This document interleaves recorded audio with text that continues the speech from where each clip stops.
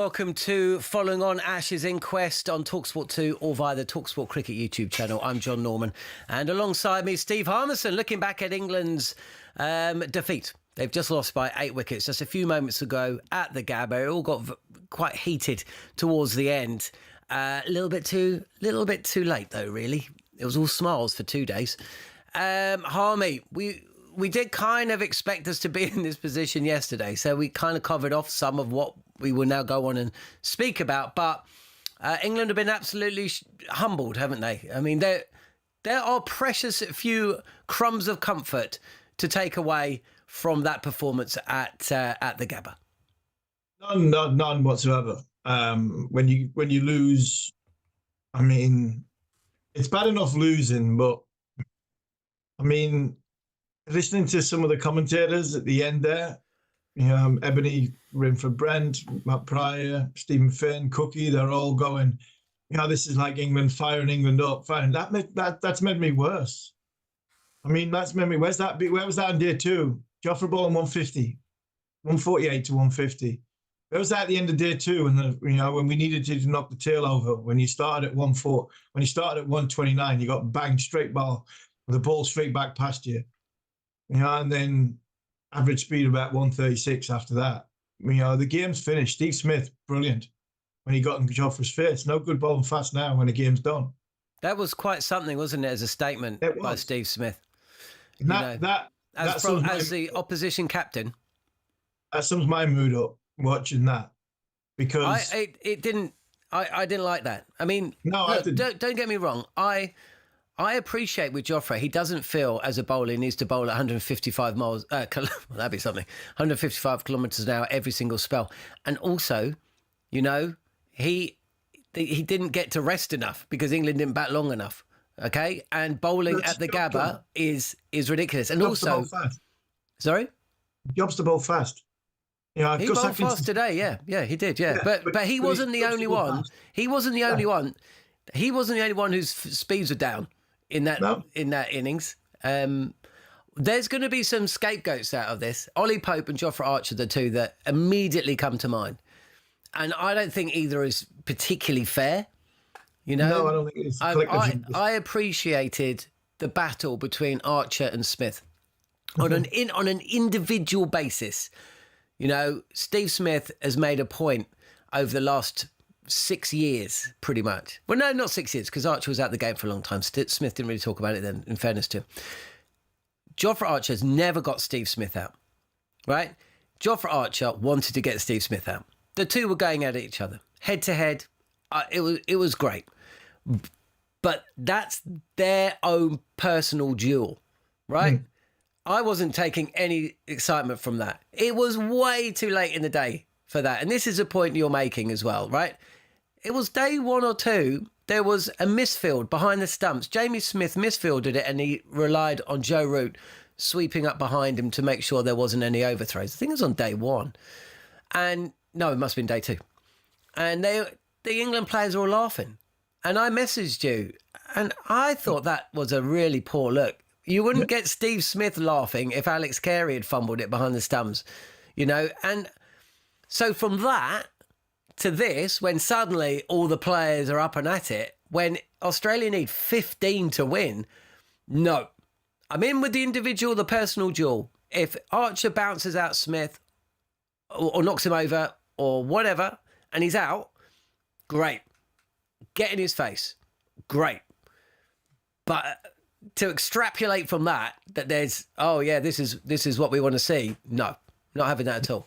This is what we want to see. I'm sorry. You got 25. You got 23 off 9 balls. Yeah. You got 23 off 9 balls. Yeah. About 150 kilometers an hour. And I'm not picking on Jofra because it's a collective unit. The fighting qualities of Will and Ben. Will Jackson, Ben, was unbelievable. Was it unbelievable? Yeah, I thought it was fighting the cause. Yeah, mate. This is what Scott Boland. Scott Boland did it yesterday. Yeah, he has got a batting average of 7. The way they went about it. He managed the way they went about it. I disagree. Yeah. I don't. Yeah. I know you. The problem England have got now is they're damned whatever they do. Yeah, that's what I'm saying. Yeah, I get that. But the way England batted this morning, I'm sorry, that was a time for baseball. Yeah. The ball was doing nothing, or very little. And then, of course, so they just got it round the wrong way again. That's how they should have batted yesterday. But two wrongs don't make a right. It's all well and good us sitting here going, oh, they're batted out of the session. They scored 59 runs in 24 overs. It was a really noticeable moment. I don't know if you saw it, Harmy, but Doggett came on to bowl short to Will Jacks and he took on the hook twice and missed twice. And there was one ball left of the over and Stokes came down the track and maybe he didn't. Maybe he said, just keep going for it, mate. But Jacks withdrew from the pull or the hook the very next ball. And I thought, that's really telling.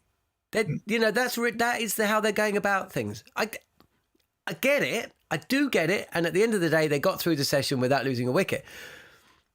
And even if they had gone pure on baseball and everything had worked and they score 150, they still would have lost the game, probably. But England, from beginning to end, just seemed, to my eyes, to have just got things round the wrong way. Yeah, I agree. They got the round the wrong way. The baseball this morning bit. The thing when you're in that situation, you're right. You're damned if you do and damned if you don't. I do get it. I am being. Yeah, that's not why they've lost the game, right? I am being harsh. Yeah, I look at that situation. You've got Will Jacks, who's played 3 Test matches. The last one was like 3 odd years ago. He's batting at number 8. And I think from Stokes' point of view, where you want to talk about Headingley or you want to talk about the sort of the great saviour Ben Stokes has been, I think Ben Stokes is probably just saying to Will Jacks, just hang in there with me. Let's take this as deep as we possibly can. And let's get us to a point where... That's fine. They should have done that yesterday. That was a tactic for day 3, not day 4. But this is the point I'm trying to make. What we've got, unfortunately, with baseball, we have had a very insular group, a group of, whether you want to call them arrogant or not, or egotistical, or whatever. When it comes to selection, we've gone, right, we've got the same 7 top order batters who have made the same mistakes, who have constantly... Yeah. So from that point of view, I'm looking at somebody like Will Jacks, who came in from the outside and played smartly with his head, and he played the situation. The problem we've all got with baseball is they keep making the same mistakes. So we've got a guy that's came in from the outside who's just he's tried to play his own natural game, played the risk situation the way he saw it and he thought it was. And all of a sudden he's got himself to 40. Yes, we want a more than that, but he got himself to 40 playing a way which, you're right, we wanted them to play yesterday or the day before. The problem we've got yesterday and the day before, when it came to yesterday and the day before, we've got a top 7 brainwashed by Brendan McCullum in such a way which will never, ever work consistently because these players never learn from their mistakes. What I am encouraged with that little partnership with Stokes and Jacks is a guy that came in from the outside who probably isn't as brainwashed with what this top 7 is and running down the wicket and trying to belt everything through extra cover or driving the ball on the up. We've seen a lad here who took risks because he's an aggressive player but he's at number 8. He defended quite well from his off stump. He played the short ball nicely. He rotated a strike with his partner, who was an experienced player. That, for me, when somebody says you want to bring in somebody from the outside, we need to change Crawley, we need to change Pope, we're not trying to change the player, we're trying to change the mindset, because the mindset of this team in the top 7, apart from Joe Root, just doesn't seem to be working for Test match cricket. It doesn't and I'm talking about Test match cricket. I'm not talking about New Zealand, Pakistan. I'm talking about India, and I'm talking about Australia. These are the best 2 teams in the world. I know South Africa won the World Test Championship. Okay. But when you're playing against the best, you have to adapt to the fact that respect the bowler and the conditions you're playing in.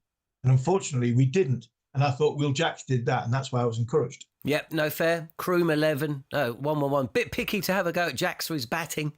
I did say, at the end of the day, the mistakes were made on days 1, 2 and 3, right?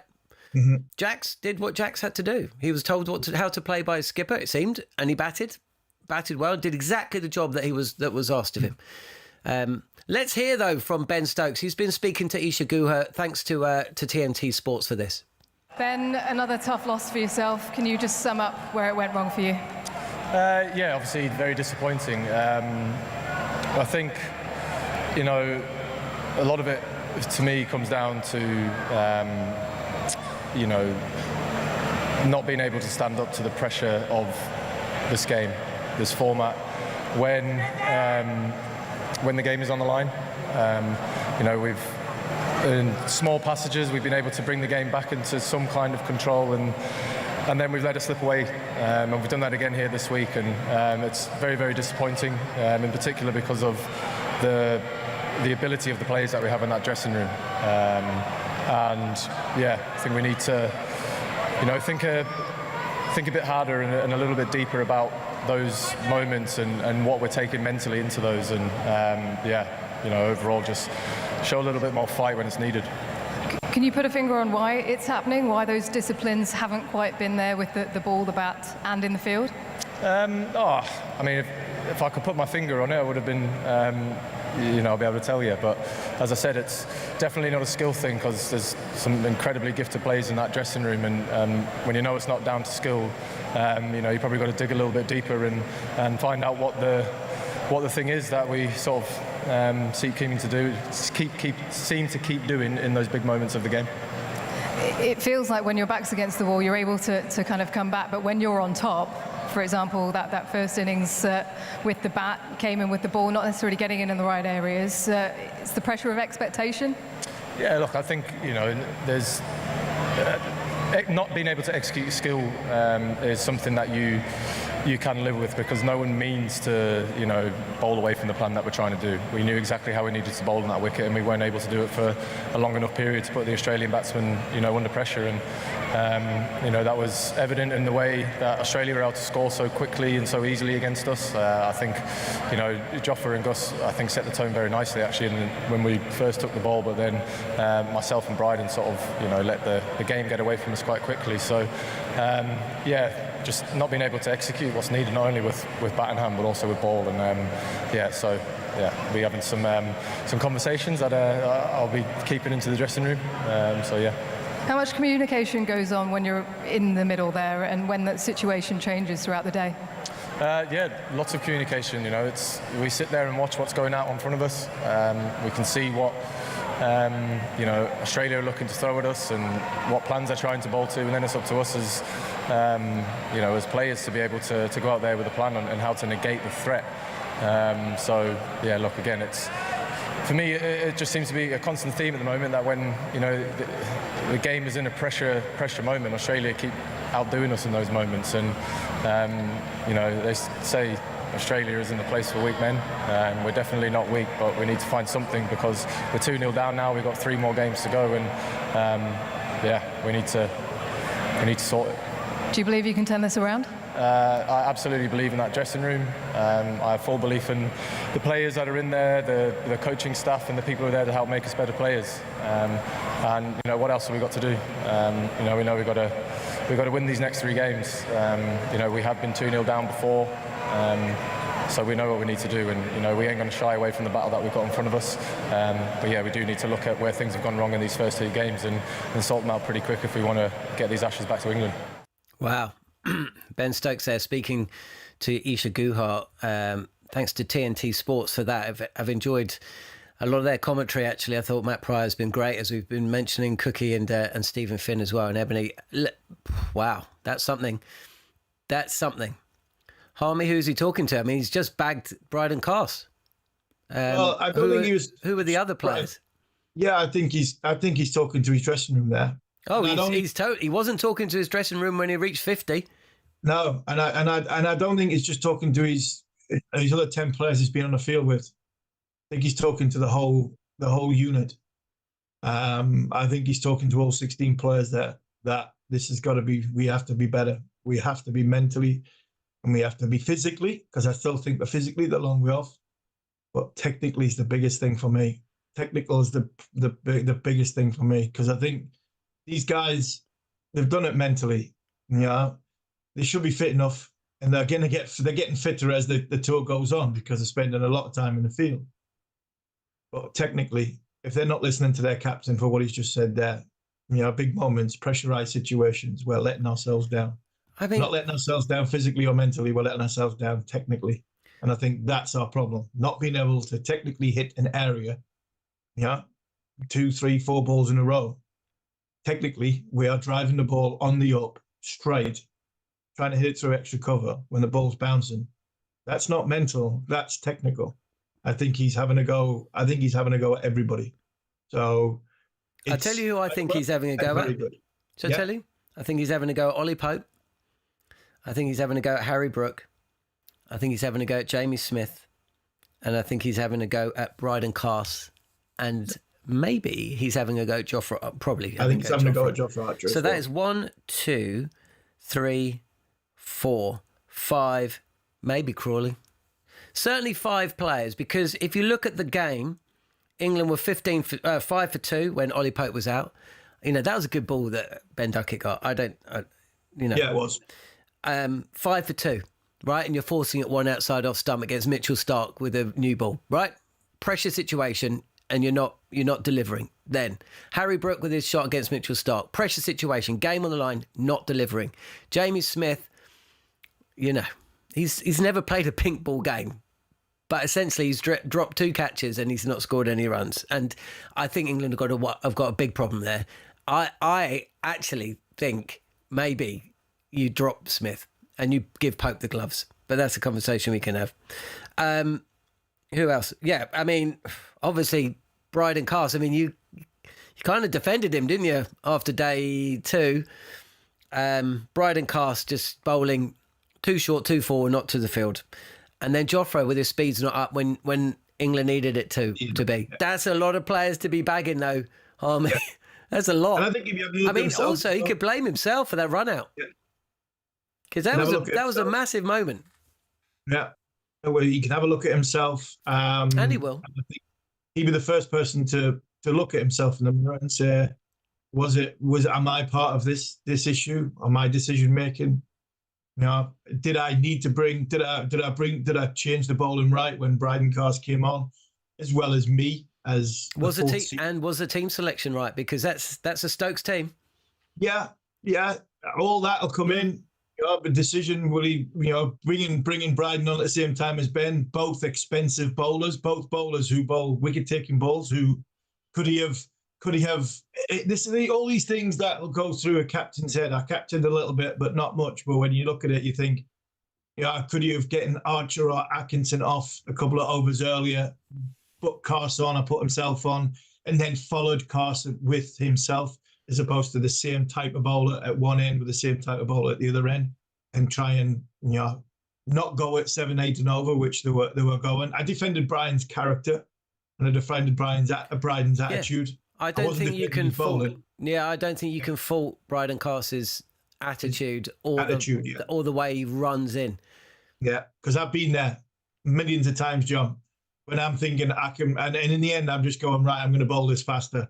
And a lot of times it goes a hell of a lot worse. You can't hit 2 balls in the same area. You then go to Plan B and Plan C.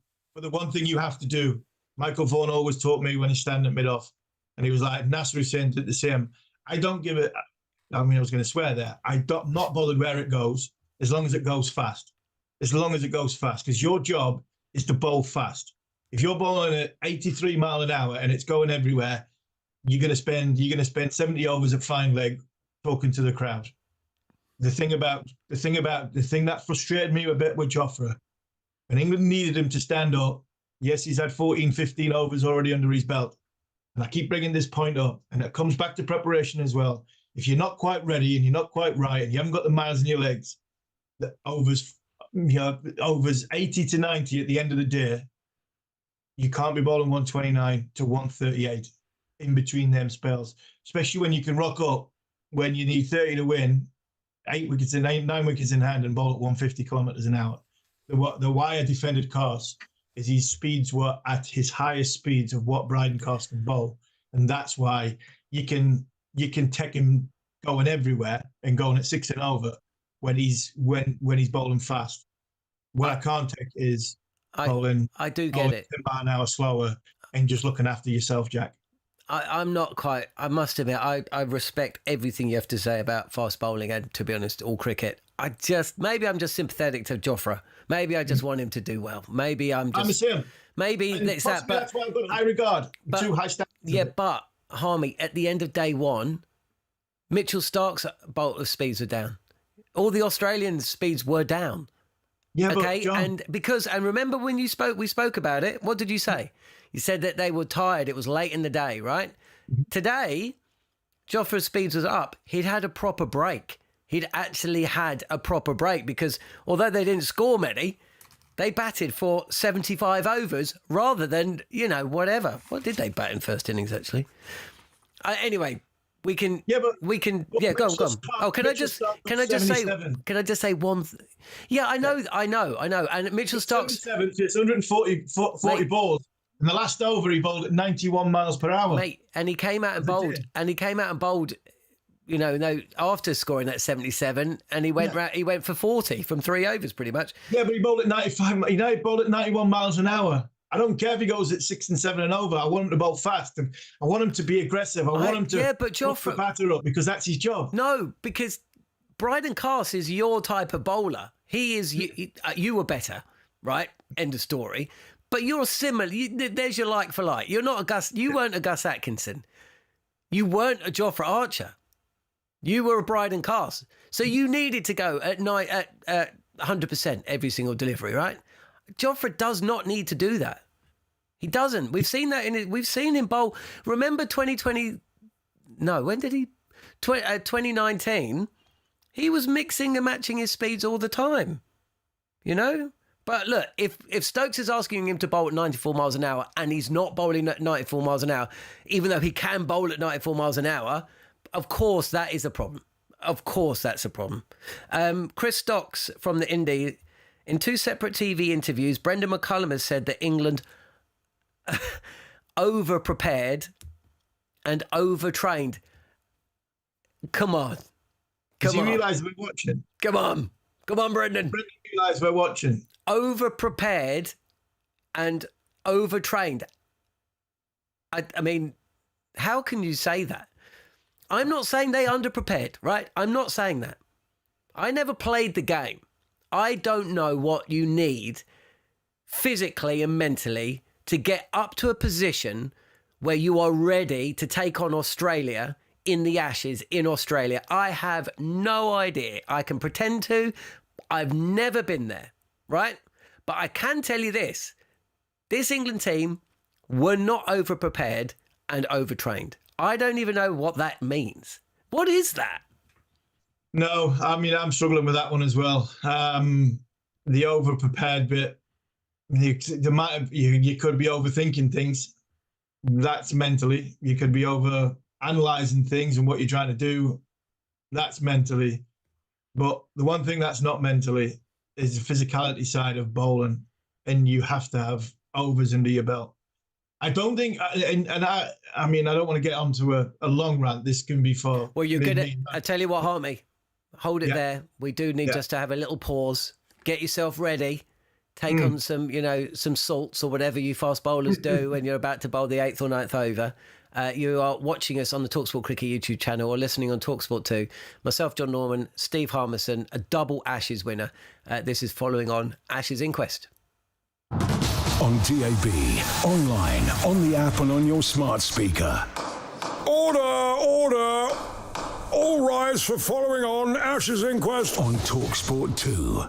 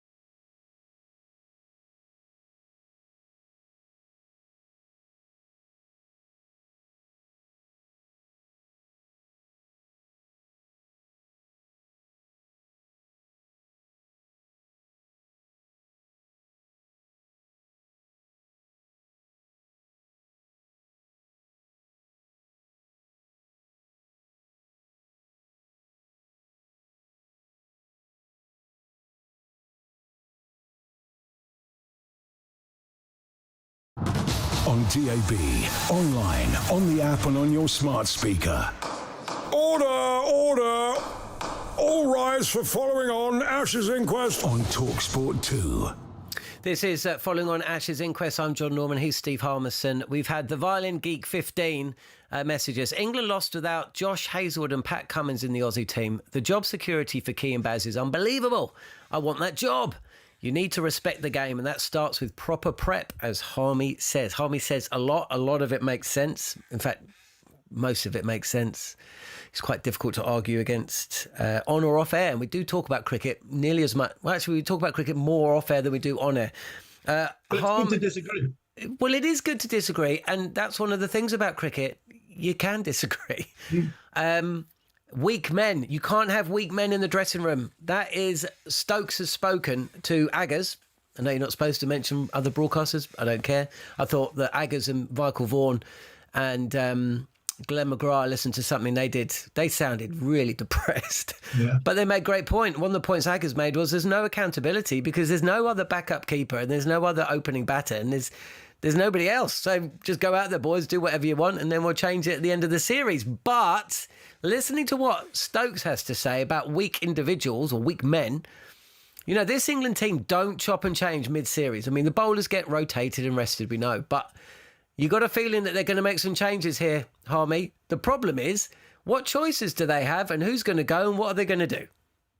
I mean, they can't. They've got no choices. We said that this is going to be the top 7 till the end. You mentioned there, Smith in, Pope in the gloves, Smith out the team, Bethel possibly. He got 71. And I mean, if we're talking about making changes, let's be fair. And as much as I think Jacob Bethel's got a huge amount of talent, I mean, we're bringing somebody in who's got one adult 100 into an Ashes cauldron and when we're 2-0 down. Yeah, it'd be so unfair on him, or probably the only one in the Lions trip that scored any proper runs up until, this week. You look at Emilio Gay, I don't think he's anywhere near ready. You've got the next one, Thomas and James Rue, one's 90, one's 20, and the other one's 17.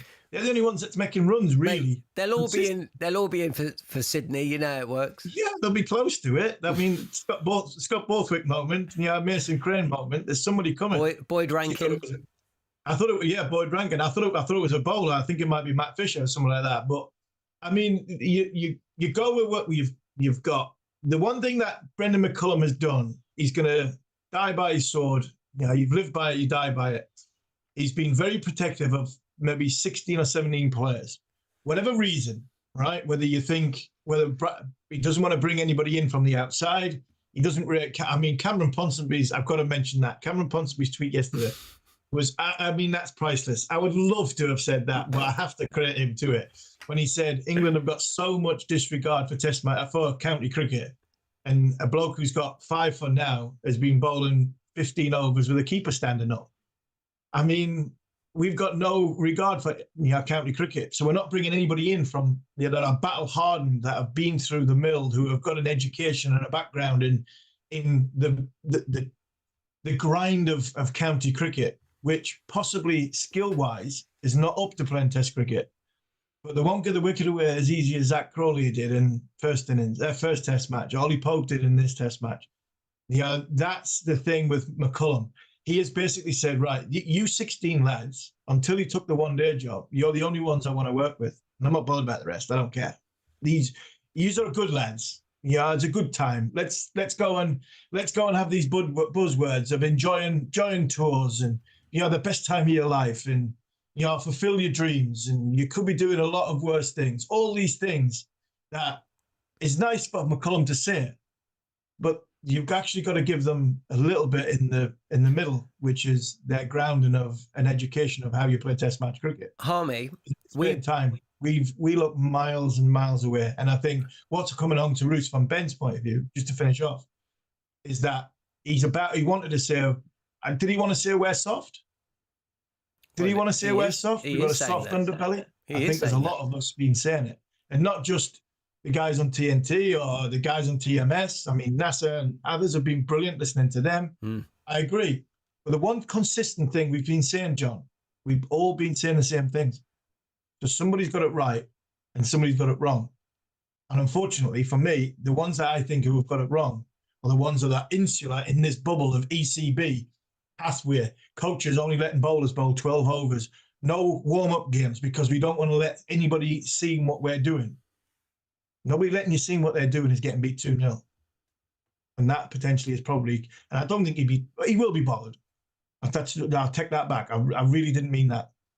But Brendan McCullum, he goes off and goes into an IPL job. He is bothered, mate. He is. Look, you could just look at his picture of him. You know, look, for the last 3 or 4 years, we've seen him with his feet up, almost looking like he's snoozing, come what may, right? And that's been his approach to cricket. And you only have to listen to Stuart Broad and Jimmy Anderson about what he brought to that dressing room. I mean, he convinced those guys. And if you can convince those guys, then pretty much you can convince anyone, right? To a point. But they had the talent. Hang on. But Brendan McCullum has his own personal demons when it comes to Australia as well. You know, this all works to a point. But at the end of the day, the camera picked up on him on day 2, and he did not look like the chilled out, relaxed Brendan McCullum that we've got used to over the last 4 years. He looked stressed. He looked pained, and he had fear in his eyes. That's just me. Maybe I'm wrong. But at the end of the day, it reminds me of the MCG, 2015. And Brendan McCullum and the New Zealand cricket team under his stewardship had lit the tournament up with their approach to ODI cricket. And he gets his team to the final of the World Cup, the 2015 World Cup final against you-know-who, Australia at the MCG. And he walks out, and as he's opening the batting with Martin Guptill, he walks to the crease, and Brad Haddin, I think, was keeper for Australia, runs past. And Brad, who, by the way, I've really enjoyed a lot of Brad's commentary. Good. Really good. He's an astute reader of the game and communicates well. And actually, he's a completely different person to the person I thought he was watching him play. Yeah. And he runs past Baz and he goes, "You going to go for it today, Baz?" And Baz looks at him and goes, "You bet I am." Bowled second ball. Yeah. Mitchell Starc pitching it up. Argent. And exactly. Took his eyes off the ball. Literally took his eyes off the ball. He spoke about it afterwards. Out for a duck. New Zealand never recovered. He knows what this is like to lose in Australia. It is the worst nightmare for any English, Indian or New Zealand cricketer. And he was watching the horror unfold in this test match. He was watching it. Yeah, so, but comes back to the processes that all buzzwords that the coaches do. You know, you've got to get your sort of ducks in a row, and England haven't getting their ducks in a row, and that may be anything to do with Baz, because he's a mentor. He's not a coach. And we're not wanting technical coaches. You mentioned Jimmy Anderson, Stuart Broad.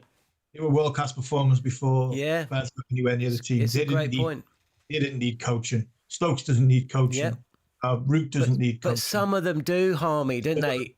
And this is the problem. This one-size-fits-all approach doesn't work. We hear the stories from the players that come out of that dressing room because they're deemed not to be part of the team for performance, you know, at times, but also sometimes because of personality. And we hear that. Look, we're both football and cricket guys. We both have a team. They both play in black and white. And our teams that play in black and white share players, past and present, and managers. And one of the managers that we both had was Kevin Keegan. Yeah. And when Brendan McCullum took over, the change in the team reminded me of the kind of change that used to happen when Kevin Keegan would take over a club. He was a confidence manager. He was about, not only was he an attacking player when he played, he was an attacking coach, right? Mm-hmm. And he would breathe life into the dressing room. He would give confidence where there was none. He would pick players up. Suddenly players were playing with their shoulders back. It was all about attack. And he didn't win anything. No. And at the end of the day, whilst we all of a certain era love to look back at the Kevin Keegan, Alex Ferguson era, and we loved it. We loved it. There is a period where you need more than that. Yeah. You need to have tactical acumen. And in this Ashes, it seems to me that England have not had that tactical acumen, and they have been found out. Now, listening to Stokes, it's not about tactical acumen, it's about bottle. I mean, maybe he's right, but that just seems a bit simplistic. I think it's easier to say that. What's more difficult is knowing when to press go and when to hold back, when to play the conditions, when to play the game, when to play. You know, all summer we were hearing about England are playing Bazball Mark, 2.0, smart Bazball. I haven't seen that in this series. And I don't know. I mean, some players have looked like they've really struggled. I talked about Jamie Smith. I think he is quality. I never really saw him as a wicketkeeper batter. I thought he was a better batter than a wicketkeeper. I think, do you know what? Play him at 3 and give Pope the gloves. I think England should go to these players and say, you got us into this mess. You get us out. They're going to Adelaide now, right? No outrageous bounce. No pink ball. Proper cricket ground, right? You got us into this mess. You get us out. Yeah, and I mean that was the mentality that I said before this Test match. I think you might need to change it because of if Ben's saying what he's saying, he's seen things. Yeah, he's seen things that we haven't. Yeah, absolutely. He's seen things we haven't. He's looked around that dressing room, and he's picked up on a few things that he doesn't like. Yeah. Now, if he doesn't like it, he normally acts. I mean, Ollie Robinson's never played again off the back of, something that Ben Stokes and Brendan McCullum didn't like. Ben's going hard at people's character like he has done. He's not called him soft, but he's come close to it. Then he might have to change. The problem he has is all the personnel changes he's got are in the bowling department and not in the batting department. And unfortunately, it's the batting department that is the issue. So we probably will see Jacob Bethel at Adelaide. Adelaide, you're right, will not bounce as much as what it will. But it might move sideways, drop in pitch, put a green grass on it. It might move sideways. So something like Potts could come into the equation. But at the end of the day, I think Ben's got to have a conversation with McCullum and Key and go, which ones do we think is really up for the fight in the cause? Because we've been here before. 2023, we were 2-0 down. There were circumstances going into that third Test match, which I think galvanised the England cricket team going forward. I'm not so sure Gus Atkinson getting 2 wickets and Jofra Archibald at 150 kilometres an hour for 10 overs is galvanising going into Adelaide. And I'm talking about the best of broad stuff at Lord's. England are going to have to find a way of somehow picking themselves up. They're going off golfing. Alistair Cook's just said a 4-day golf trip planned and booked. Whether that changes, I'm not sure. I personally, I would send them on it to get away from the game, because at the end of the day, this game's killing them. It's 10 days, mate. They've got to be in Australia somewhere. Yeah, but what I will say is, look into what you want. Jason Gillespie tweeted something yesterday, and Dizzy's not somebody. It's not. I mean, if it's coming from Darren Lehman, if it's coming from Brad Haddon, I'm going, somebody's trying to play, trying to be naughty and trying to be funny and trying to be clever and trying to stick one over. When Dizzy's a coach and he's a serious character and he's a great man, and Jason Gillespie's talking about England not preparing at the Wacker, how many times they've prepared under lights? I know for a fact that there was a lot of issues with, getting, I think, grounds sorted for England to prepare for the first and the second Test match. And I think Dizzy he picked up on that. And if he's seeing it, it's a serious point. It's not a jovial point. It's a serious point, because he's a coach and he's a coaching man. And that, if some of that's true and there is something in that, I think England have got a lot more problems than just nicking off driving from 5 metre mark. Because if there is issues with how they've prepared and they haven't been able to get it because they haven't booked it in time or whatever, then wow, that's a problem. We should, as we did yesterday, look, you play for England, I am English, and you know, we wanted England to win. We wanted a competition. And this doesn't feel like 2023, where I remember leaving Lords feeling strangely upbeat, despite the fact that England were 2-0 down, because they should have won in Birmingham and they probably should have saved. I'm not sure. They're not winning. They gave away too many runs in first innings. And they were still against it. They may well have lost 1-1 in the last 3, and they probably end up winning it. Although, remember that ball change at the Oval. Yeah. Look, we need to talk about Australia because, once again, they kind of won a test match with just a couple of players. Mitchell Starc with bat and ball. Actually, that's not really fair. It was a real team. Yeah, I'm going to take that back. It was a real team effort with the bat. Yeah. You know, Mitchell Starc was wonderful, again, with the ball and the bat. And Michael Neser today, going back to Cameron Ponsonby's tweet about keepers standing up behind the stumps and a bowler essentially bowling off 5 yards and taking a fifer. You know, a lot was said about the fact that England haven't played any pink ball test match cricket, and it looked like it. But credit where credit's due. I thought Michael Neser was great today, almost unplayable, actually, unhittable. Steve Smith and Australia caught everything, and Mitchell Starc was wonderful. So credit where credit's due. The best team absolutely won that test match, as they did the first in the end. Yeah, I mean, the frustrating thing from our point of view, and probably Ben's point of view, is I don't think Australia have had to work as hard as they probably should have done to get 2-0 up. Saying that, what they've done is they've constantly put England under pressure and kept England under pressure by their body language, by their bowling and partnerships, and big moments. This is the thing for me. When it comes down to your mental frailties or your lack of preparation or fitness levels not being right, you make mistakes. These guys didn't make mistakes. I mean, Carey was unbelievable. Carey was amazing. Yeah. Remember how far he's come from Lords. Remember when Stuart Broad said you'll only ever be remembered for the Besto stumping? Yeah. Well, he's being remembered for one of the best wicket-keeping displays I've ever seen. Yeah. Brilliant today. Catch the Stokes today it looks simple, but it's not. No. It was fantastic. Smith's catch.